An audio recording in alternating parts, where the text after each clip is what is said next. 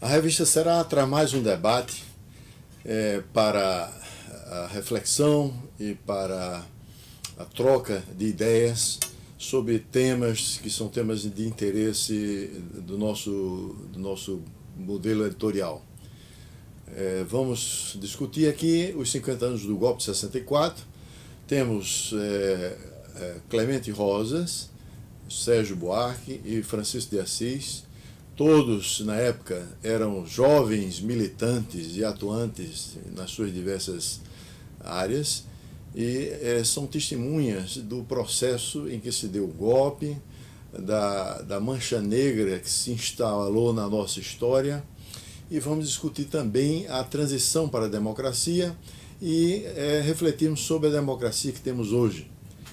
O objetivo não é apenas olhar o passado. O objetivo é principalmente levar para as novas gerações esses fatos históricos, essas motivações, os erros estratégicos de política de ambos os lados, para que a nossa democracia seja uma democracia cada vez mais consolidada e que saia até um pouco, eu diria, desse marasmo que se encontra hoje, onde as novas gerações elas estão descoladas do processo político.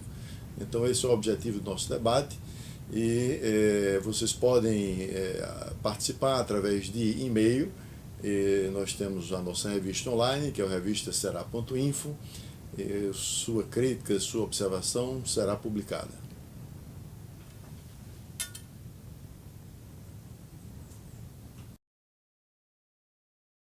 "50 anos depois do golpe, eu acho que uma forma importante da gente se prevenir contra novas aventuras golpistas, contra governos ditatoriais, é entender e aprofundar a reflexão sobre o que efetivamente houve, o que levou ao golpe militar e, inclusive, à implantação relativamente fácil do governo militar e, ao longo do tempo, em 21 anos, eles se mantiveram. Então, é preciso começar, ou em outras palavras, para além da denúncia do que foi a ditadura, a repressão, a gente refletir sobre as circunstâncias e as causas que levaram a isso e que permitiram que houvesse um período tão negro na história do Brasil.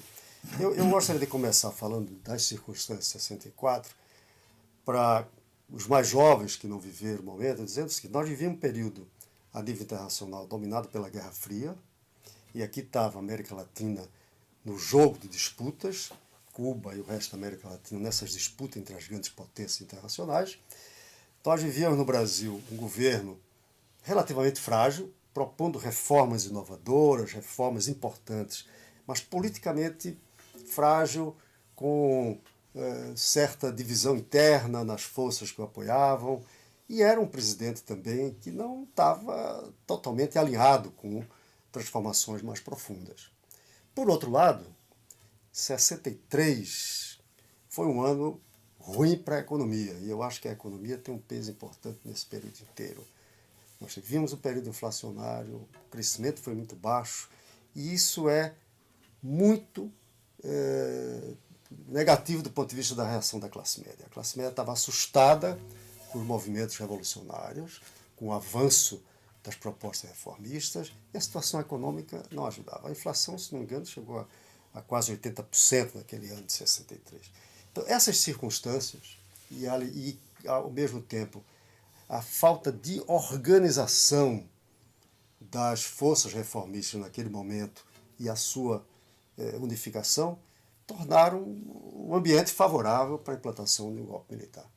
Eu não sei qual a opinião de você, mas eu gostaria de começar jogando isso para a gente refletir.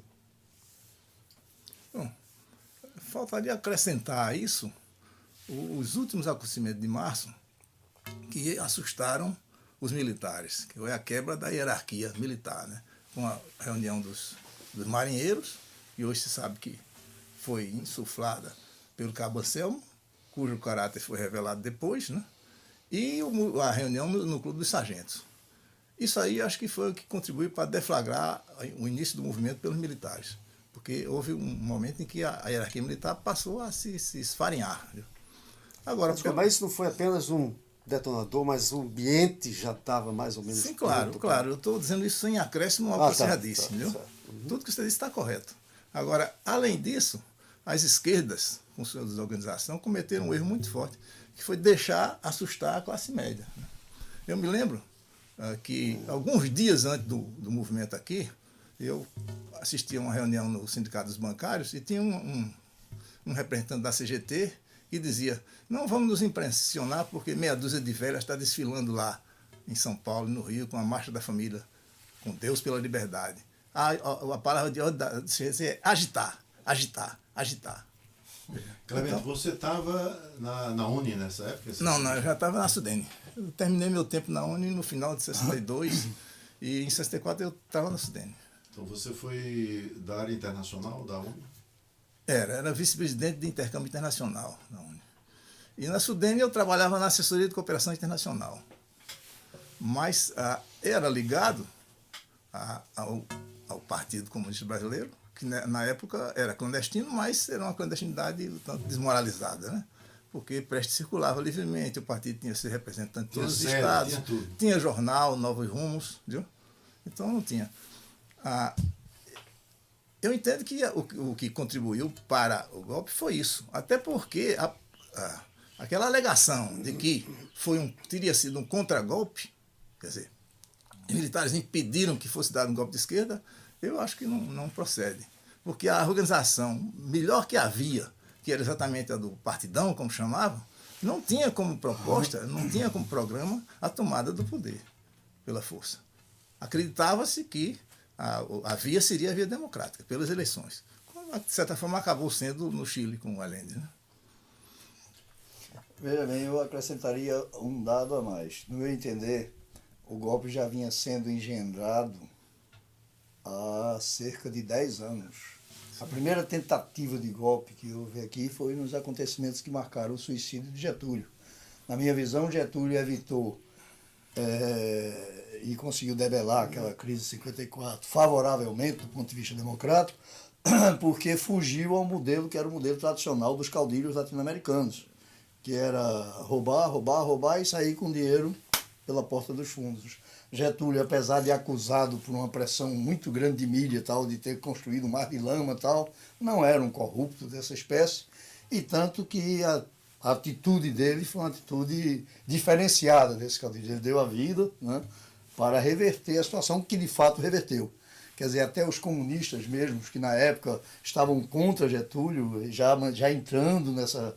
Eles, ao ver a massa nas ruas, inclusive a massa depredou jornais ligados a Carlos Lacerda, teve manifestações, quer dizer, houve uma reversão de expectativas e de situação a partir do ato, no meu entender, corajoso do presidente da época, Getúlio Vargas. Então, a primeira tentativa de golpe teria sido manifestada ali. Logo em seguida veio o episódio de Aragaças, tal, que aí Lott debelou com o governo Juscelino, tal, mas em 61... A posse do Juscelino também teve foi Aragaças.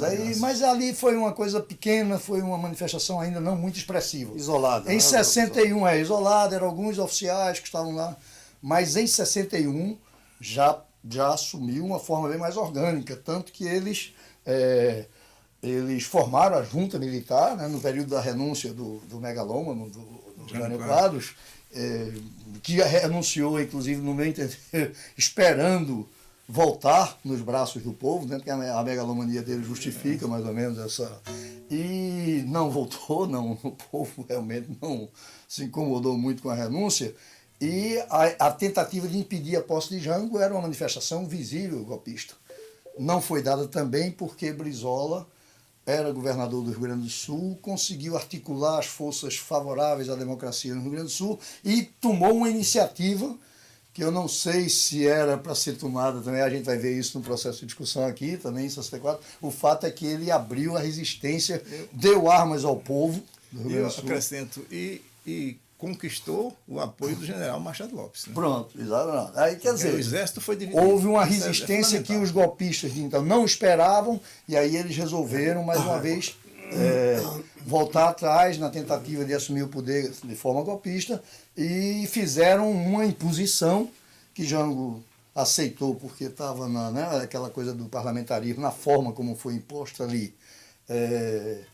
era uma visível tentativa de tirar os poderes do presidente, né? Então foi debelado a segunda tentativa de golpe. Finalmente a terceira, e aí por que a terceira vingou? Claro que a gente depois vai tentar desdobrar nas reações, nas coisas, mas por que terá sido que a terceira deu certo? No meu entender, houve um elemento novo a mais, que é a influência dos Estados Unidos e do imperialismo americano na sustentação do golpe que estava sendo. Então, a gente passou um tempo dizendo que isso era uma análise muito superficial, que era coisa do partidão, que queria justificar as coisas. Bom, negando essa possibilidade, mas hoje as investigações todas que estão sendo feitas, o filme do filho de Flávio Tavares, o Camilo Tavares, que demonstra de forma inequívoca que havia uma articulação mesmo entrelaçada com os Estados Unidos, Lincoln Gordon na embaixada, fazendo todo tipo de articulação. Há revistas e mais revistas já circulando aí, no coisa, trazendo dados que demonstram a vinculação, para completar a tal da... Para completar o tal da Brother Sun, que era a operação militar que se instalou em 8 de abril.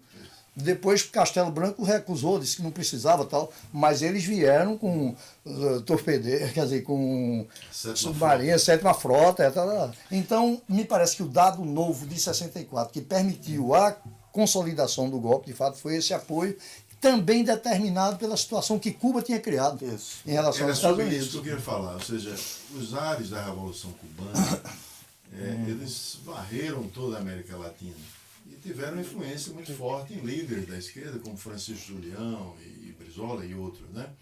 Então você está falando de uma cultura do militar querer sempre dominar, mas aí, como contraponto, eu quero ouvir de vocês, ou seja, que impacto essa Revolução de Cuba teve na estratégia política das esquerdas naquele momento? Eu queria antes falar o seguinte, eu comecei falando que as circunstâncias, uma delas era a Guerra Fria, precisamente por isso. Naquele momento, o nível de confronto entre as grandes potências não permitia que, não dava espaço para que um país pudesse manter uma postura independente, menos ainda ele migrar para outro segmento. Vale lembrar que em 61 houve um incidente em Cuba com os foguetes lá e quase uma guerra nuclear girando em torno daquilo. E, na verdade, a América Latina era vista como o quintal dos Estados Unidos. E como o movimento que estava se formando tinha uma simpatia com outro bloco. Veja que tem um detalhe interessante nessa história toda. João Goulart estava na China quando Jânio Quadros renunciou e voltou da China, ia voltar da China para o Brasil para assumir a presidência. Fator adicional que reflete esse confronto da Guerra Fria. E aí, claro, os Estados Unidos estavam decididos que o Brasil, a maior potência da América do Sul, não ia se afastar e fazer alianças com a União Soviética. Considere que Jango, ao voltar, passou pelos Estados Unidos, né? Para eliminar qualquer... Ontem eu vi do filho de Miguel Arraes, do Lula Arraes e do Marcelo Melo, no depoimento de Arraes, o que Arraes e Julião fizeram foi cumprir uma lei nova em relação às relações de trabalho no campo. Não era nada de revolucionário, era carteira assinada. Isso, para as forças arcaicas de dominação, era um negócio revolucionário, ameaçador, né? Então, até que ponto eles não foram extremamente competentes em pegar um fato pequeno tal, e transformar em algo? Eu entendo um pouco diferente. Eu acho que o que assustou, principalmente aqui os latifundiários, foi menos a política de Arraes de acabar com os barracões e mais a organização do movimento camponês. Quer dizer, o que eles estavam vendo era a sociedade e os camponeses não só tendo acesso a salário, como estando organizado. Essa era a grande ameaça que eles estavam. O primeiro sinal de independência, de organização independente de massas, como se chamava, né, OIM na época, né, foi dado aqui em Pernambuco, que eram as Ligas Camponesas.